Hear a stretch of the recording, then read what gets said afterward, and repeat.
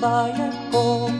Nais kong ipamahagi ang mga kwento at mga pangyayaring nagaganap sa lupang pinangako.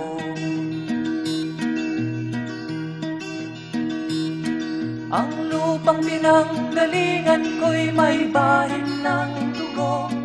May mga lorong di makalipad na sa hawlang ginto. May mga punong walang dahon, mga pusong di makakibo sa mga pangyayaring nagaganap sa lupang pinangako.